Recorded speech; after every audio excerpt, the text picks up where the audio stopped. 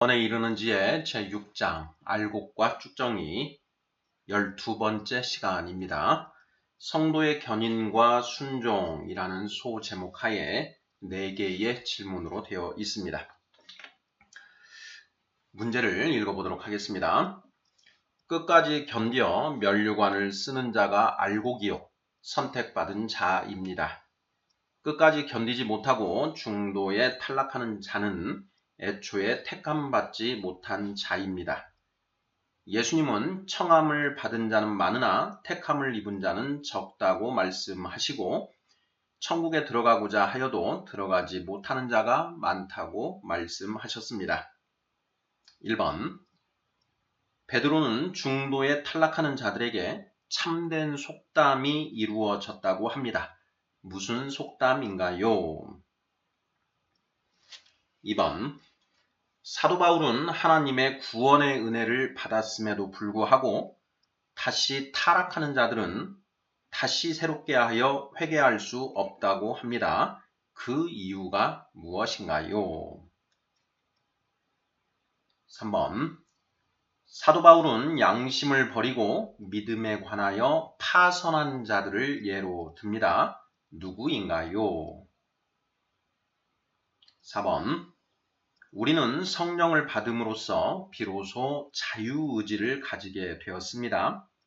자유의지를 가졌다는 것은 선을 행할 능력을 가지게 되었다는 것을 말합니다. 성경이 말하는 선은 하나님의 말씀에 순종하는 것입니다. 구원은 전적인 하나님의 은혜에 의하여 믿음으로 시작되어 무엇으로 완성되나요? 자, 이렇게 해서 4개의 질문입니다. 구원에 이르는 지의 제6장은 알곡과 쭉정이, 알곡과 가라지라는 제목이 붙어 있습니다. 자, 알곡은 무엇이고 가라지는 무엇인가? 자, 어떻게 하면 알곡이 될 수 있고 어떻게 하면 가라지가 되는가? 알곡과 가라지는 처음부터 정해져 있는 것인가? 아니면 어떤 이유에 의해서 알곡이 되기도 하고 가라지가 되기도 하는 것인가 하는 부분들이 6장에서 우리가 묵상해 보아야 하는 그런 내용들인데요. 자, 오늘은 12번째 시간 성도의 견인과 순종이라는 제목이 붙어 있습니다. 자, 성도의 견인이라는 것이 무슨 뜻인가 하는 부분 정확하게 알아야 하는데요. 자, 끝까지 참고 견뎌서 구원에 이른다라는 것을 성도의 견인이라고 이렇게 이야기를 하지요. 견인차 할 때 견인이 아니라는 거, 이 부분도 우리가 잘 새겨두어야 하겠습니다. 자, 먼저 서두 부분부터 살펴보도록 하겠습니다. 끝까지 견뎌 면류관을 쓰는 자가 알곡이요 선택받은 자입니다. 끝까지 견디지 못하고 중도에 탈락하는 자는 애초에 택함받지 못한 자입니다. 예수님은 청함을 받은 자는 많으나 택함을 입은 자는 적다고 말씀하시고 천국에 들어가고자 하여도 들어가지 못하는 자가 많다고 말씀하셨습니다. 이렇게 되어 있는데요. 자, 알곡과 가라지를 이제 정의를 하고 있습니다. 끝까지 견뎌 면류관을 쓰는 자가 알곡이고 선택받은 자이다. 자, 선택과 유기라고 하는 이제 칼뱅 선생의 이중 예정론에 이제 기초한 그런 서술이 되겠는데요.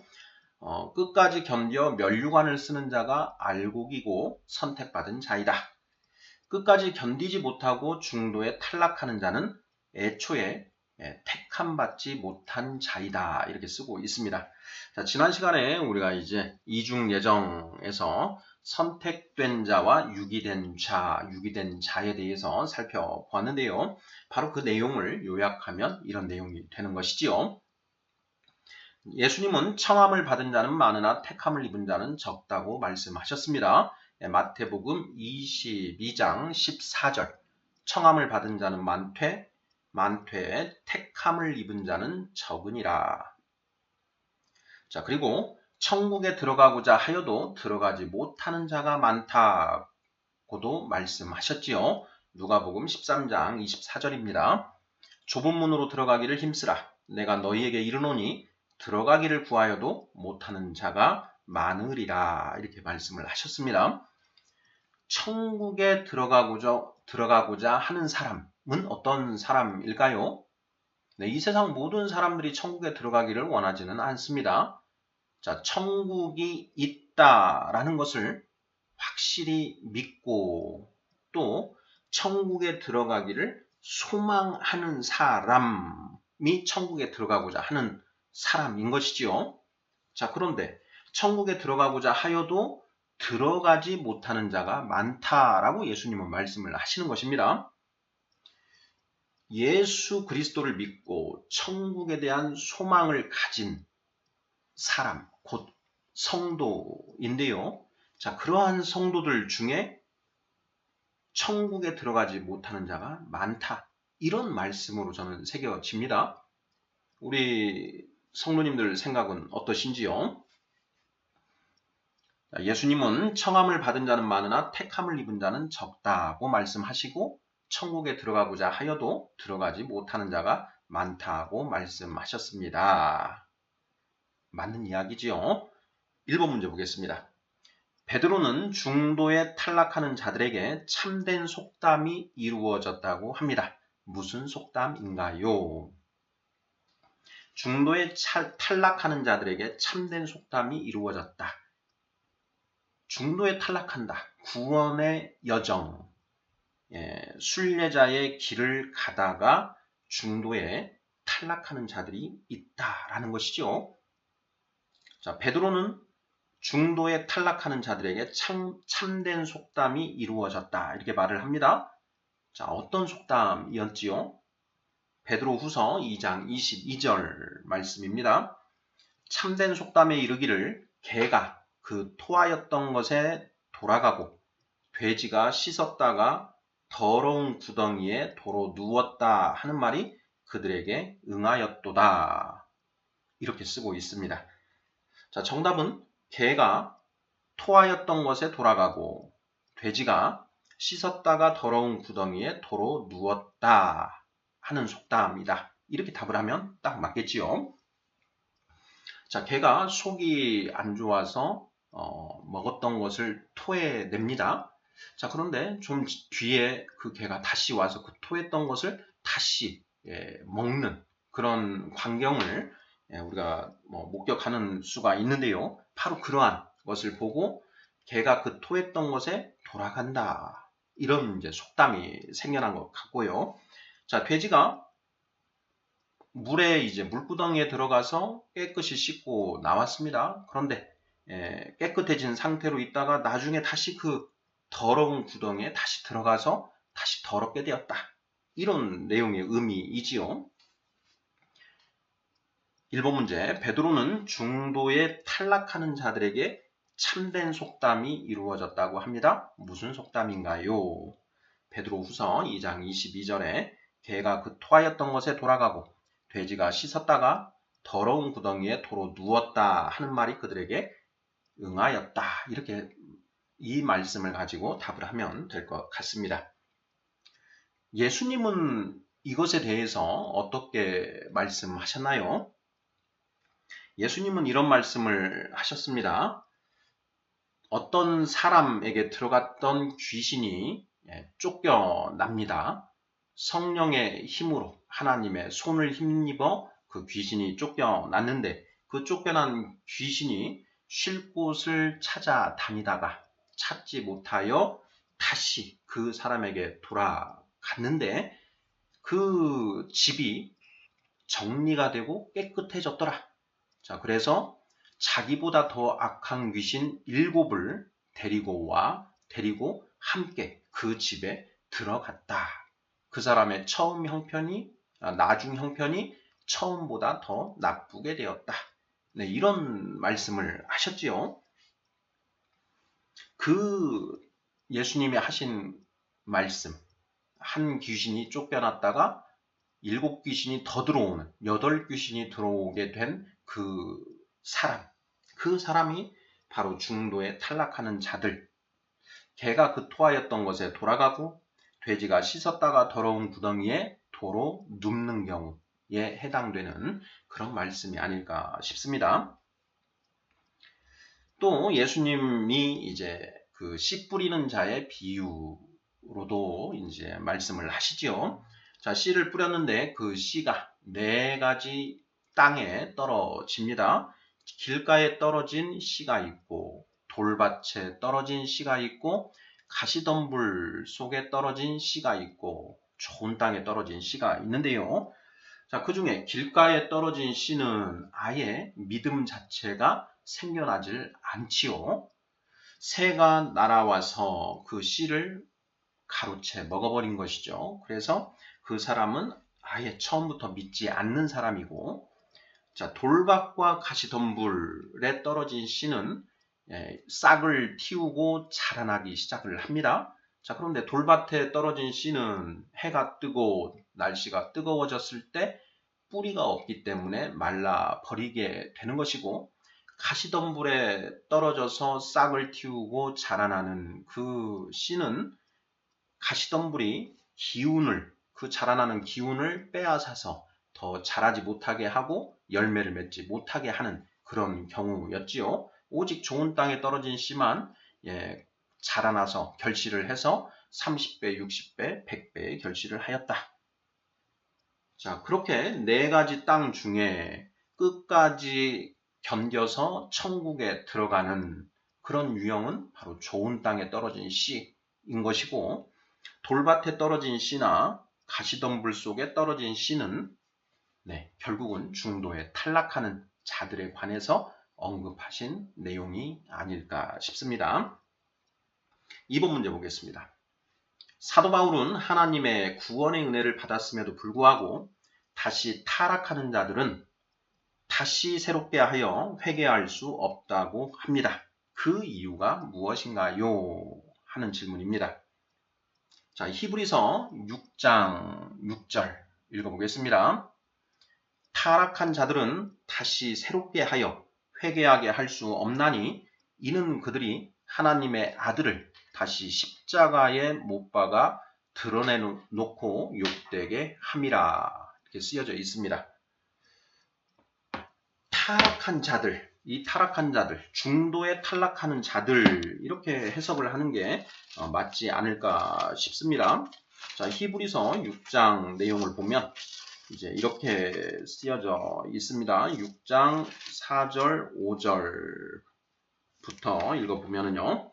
한번 빛을 받고 하늘의 은사를 맛보고 성령에 참여한 바 되고 하나님의 선한 말씀과 내세의 능력을 맛보고도 타락한 자들은 다시 새롭게 하여 회개하게 할 수 없나니 이는 그들이 하나님의 아들을 다시 십자가에 못 박아 드러내놓고 욕되게 함이라. 이렇게 쓰여져 있습니다.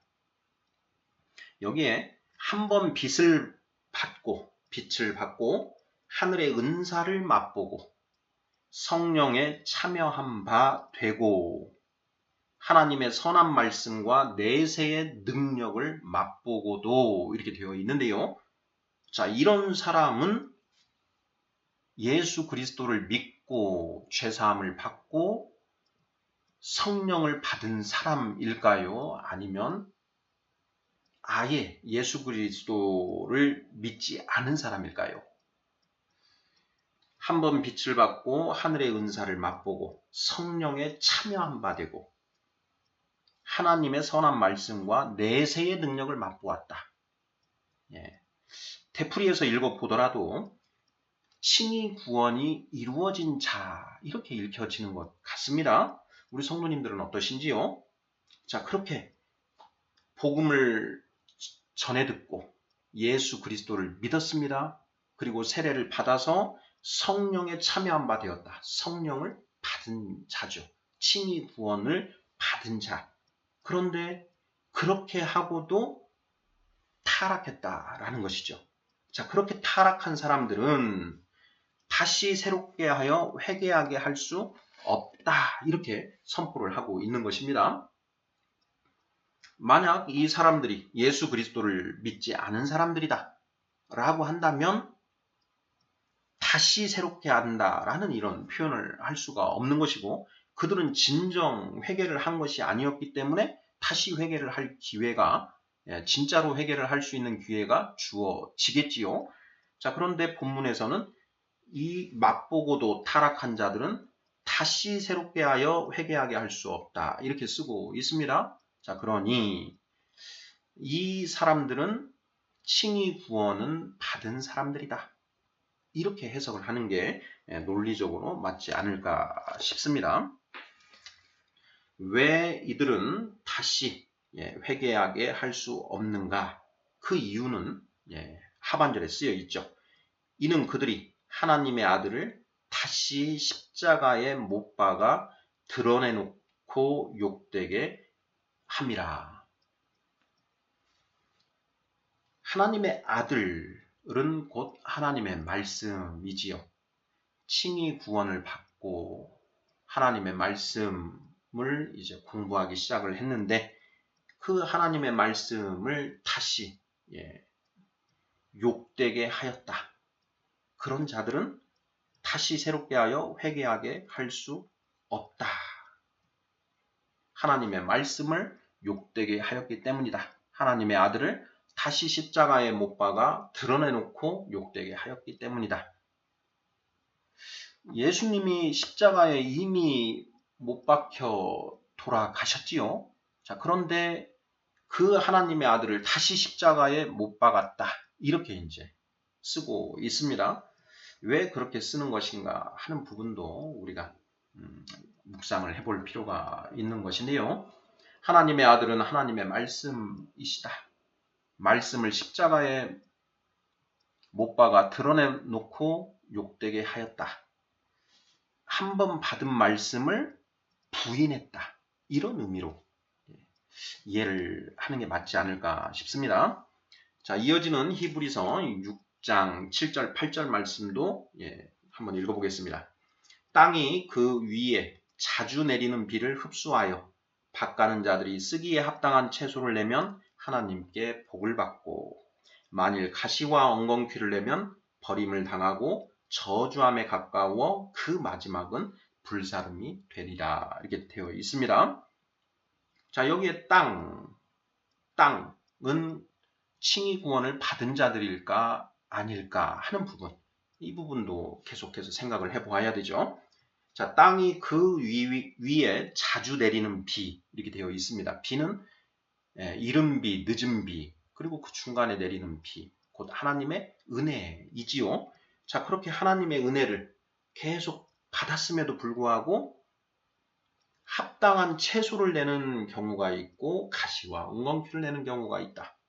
합당한 채소를 내면 하나님께 복을 받고 성화 구원, 구원의 성취이겠지요. 가시와 엉겅퀴를 내면 버림을 당한다. 버림을 당하고 저주함에 가까워 그 마지막은 불사름이 되리라. 불사름. 지옥 간다는 얘기 아니겠습니까? 4절, 5절, 6절, 7절, 8절 계속해서 중도에 탈락하는 자들에 대한 그런 서술로 저는 읽혀집니다. 자, 우리 성도님들은 어떻게 읽혀지시는지요? 3번 문제 보겠습니다. 사도 바울은 양심을 버리고 믿음에 관하여 파선한 자들을 예로 듭니다. 누구인가요? 디모데전서 1장 20절과 디모데후서 4장 10절인데요. 디모데전서와 디모데후서는 사도 바울 선생이 이제 죽음을 앞두고 로마 감옥에 갇혀서 유언을 하는 듯한 그런 심정으로 사랑하는 제자 디모데에게 보낸 서신서이지요.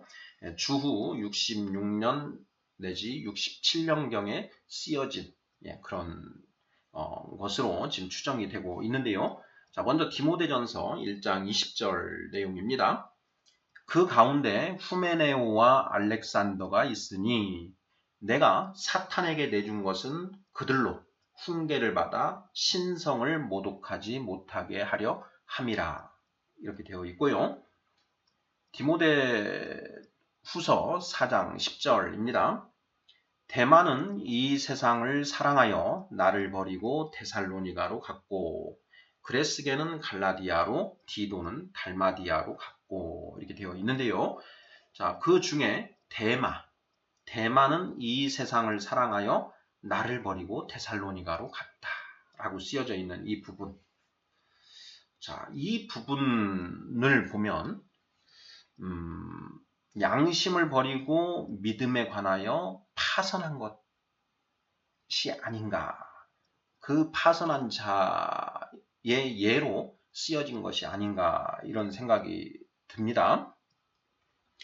디모데전서 1장 18절 19절을 보면은요. 아들 디모데야 내가 너에게 이 교훈으로서 명하노니 전에 너를 지도한 예언을 따라 그것으로 선한 싸움을 싸우며 믿음과 착한 양심을 가지라. 어떤 이들은 이 양심을 버렸고 그 믿음에 관하여는 파선하였느니라. 이렇게 쓰고 있습니다. 이 양심을 버렸고 믿음에 관하여 파선하였다. 그 가운데 후메네오와 알렉산더가 있다. 이렇게 되어 있는 것이죠. 믿음에 관하여 파선한 자들, 칭의 구원을 받았지만 칭의 구원 이후에 성화 구원의 여정 속에서 결국 다시 배도하고 중도에 탈락하였다.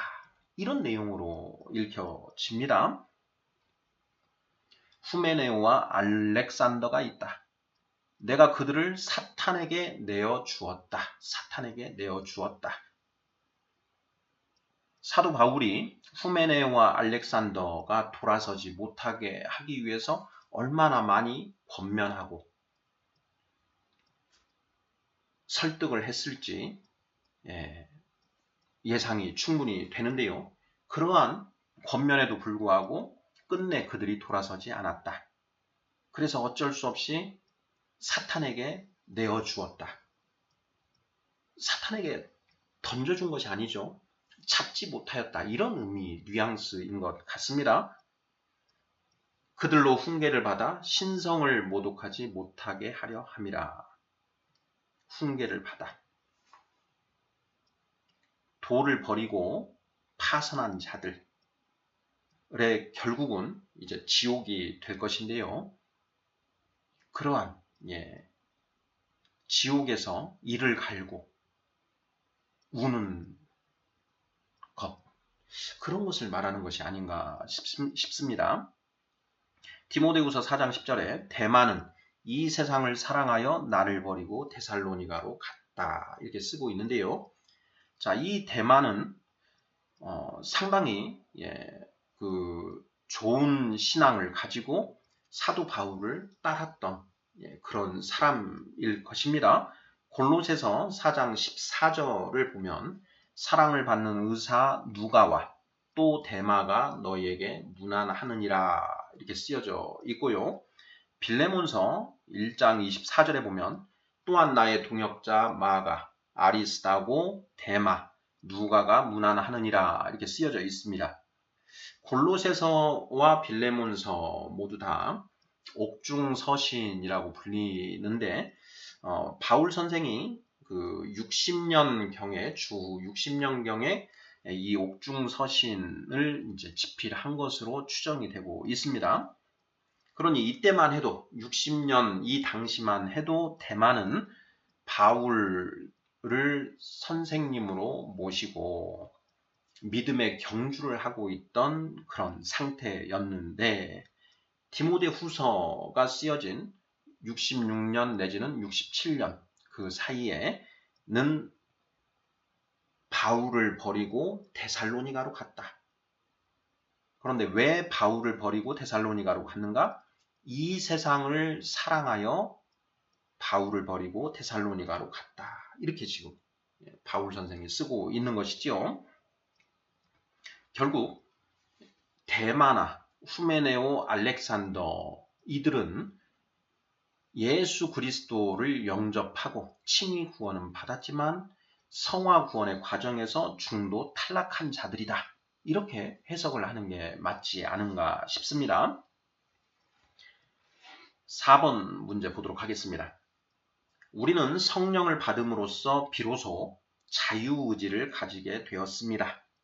자유의지를 가졌다는 것은 선을 행할 능력을 가지게 되었다는 것을 말합니다. 성경이 말하는 선은 하나님의 말씀에 순종하는 것입니다. 구원은 전적인 하나님의 은혜에 의하여 믿음으로 시작되어 무엇으로 완성되나요? 하는 질문입니다. 우리 성도님들, 정답은 무엇인가요? 정답은 바로 순종이지요. 자, 믿음, 우리의 구원은 믿음으로 시작되어 순종으로 완성된다. 그런데 그것은 나의 의지와 노력에 의해서 이루어지는 것이 아니라 전적인 하나님의 은혜에 의해서 이루어지는 것이다. 이것이 확고한 우리 개혁교회의 입장이지요. 그리고 성경도 그렇게 말하고 있습니다. 히브리서 4장 6절 보겠습니다. 그러면 거기에 들어갈 자들이 남아 있거니와 복음 전함을 먼저 받은 자들은 순종하지 아니함으로 말미암아 들어가지 못하였으므로 이렇게 되어 있습니다. 복음 전함을 먼저 받은 자들은 순종하지 아니함으로 말미암아 들어가지 못하였다. 4장 11절 그러므로 우리가 저 안식에 들어가기를 힘쓸지니 이는 누구든지 저 순종하지 아니하는 본에 빠지지 않게 하려 함이라 라고 되어 있습니다. 히브리서 4장에서 순종을 강조하고 있는데요. 믿음은 우리의 구원은 믿음으로 시작되어서 순종으로 완성된다. 하나님의 말씀, 천국의 비밀, 복음을 듣고 믿음으로 반응하는 사람이 있고 불신으로 반응하는 사람이 있지요.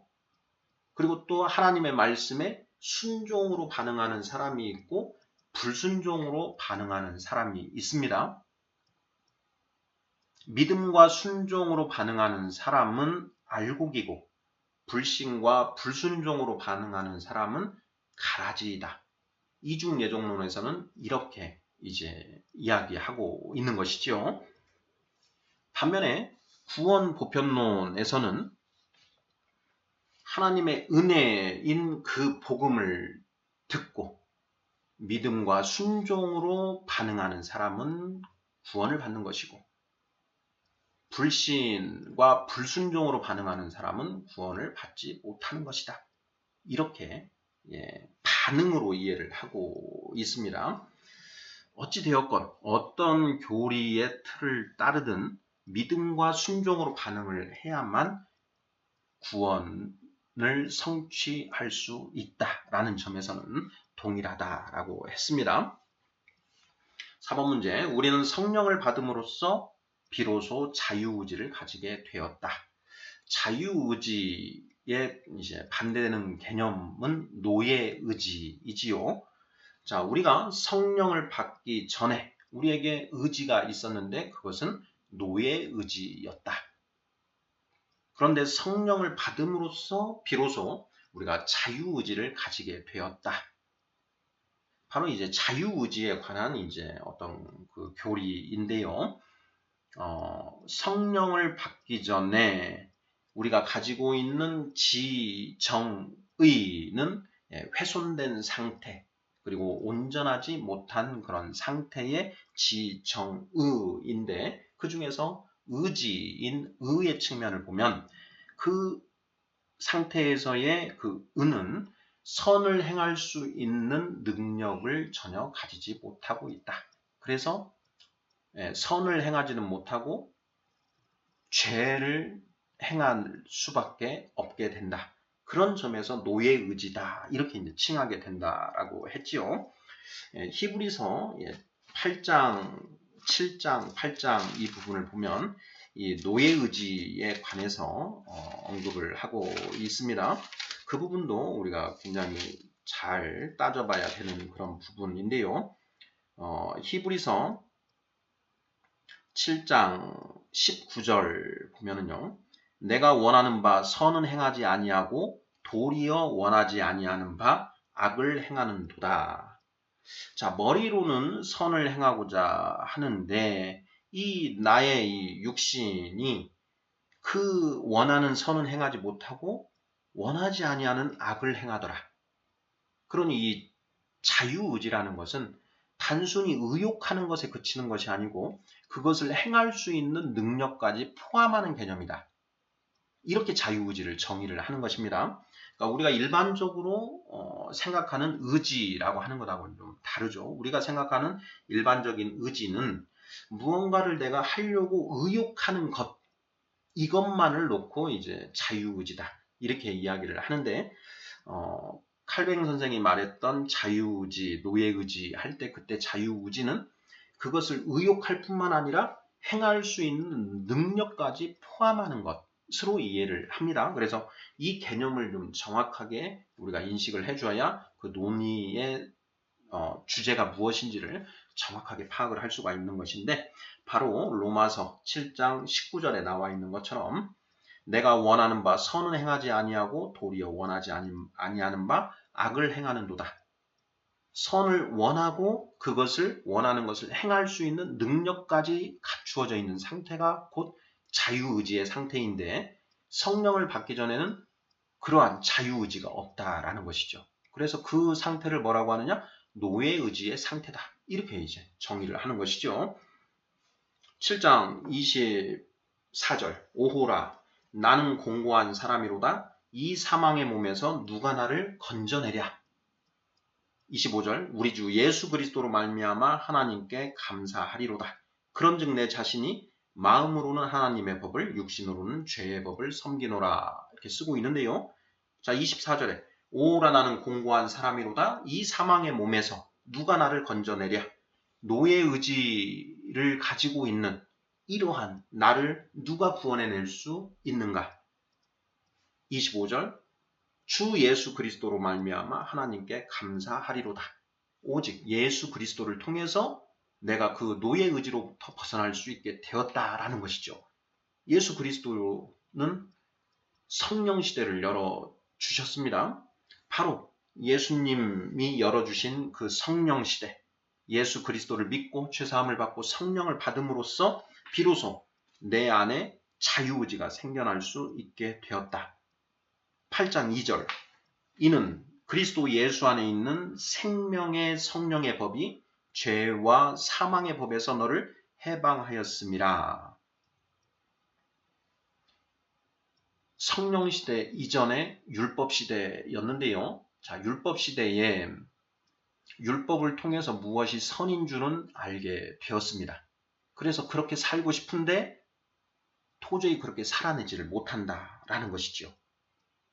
로마서 8장 3절 율법이 육신으로 말미암아 연약하여 할 수 없는 그것을 하나님은 하시나니 4절 육신을 따르지 않고 그 영을 따라 행하는 우리에게 율법의 요구가 이루어지게 하려 하심이니라 이렇게 되어 있습니다.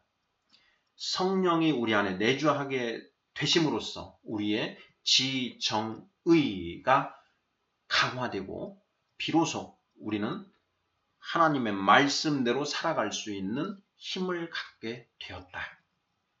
그런데 그것이 무엇으로 말미암느냐? 바로 성령에 의해서 가능하게 된 것이다. 라고 이렇게 쓰고 있는 것이죠. 로마서 7장, 8장 이 부분도 우리가 정확하게 이해를 해야 될 부분입니다. 구원은 전적인 하나님의 은혜에 의하여 믿음으로 시작되어 순종으로 완성된다. 성도의 견인과 순종, 성도가 끝까지 참고 견뎌서 구원에 이르게 된다.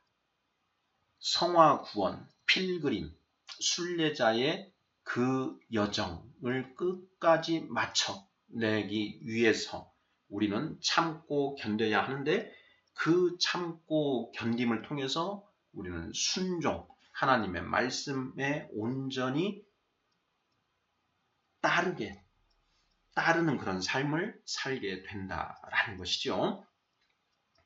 그렇게 끝까지 견디고 참고 하나님의 말씀에 순종하고 성령님의 인도하심에 순종해 감으로써 우리가 결국 알고 으로써 새하늘과 새 땅에 거하는 하나님의 백성이 될 수 있다라는 것. 이것이 성경이 우리에게 선포하고 있는 그런 진리의 내용이다. 이렇게 이야기하는 것이 맞지 않을까 싶습니다. 자, 구원에 이르는 지의 제6장 알곡과 쭉정이 12번째 시간 성도의 견인과 순종에 대해서 살펴보았습니다. 아멘.